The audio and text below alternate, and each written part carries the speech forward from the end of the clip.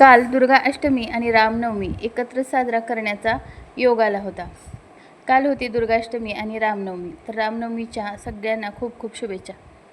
सकाळी सकाळी काल छान अशी देवाऱ्यावर देवांची पूजा सगळी करून घेतली आणि ही श्रीरामाची मूर्ती माझ्याकडे आहे, त्यांनाही अभिषेक घालून छान असं देवाऱ्यावर ठेवून पूजा करून घेतली. तर अशी होती कालची माझी देवपूजा.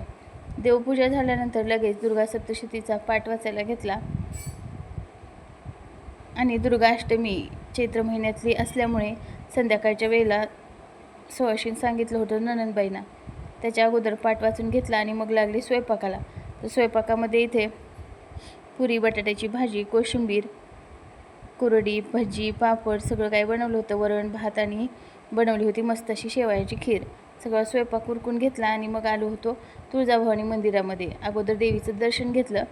देवीच्या मंदिरापासून ते रामांच्या मंदिरापर्यंत अशा पद्धतीने रांगोळी आणि दिवे ठेवले होते. तर एकदम प्रसन्न असं वातावरण वाटत होतं.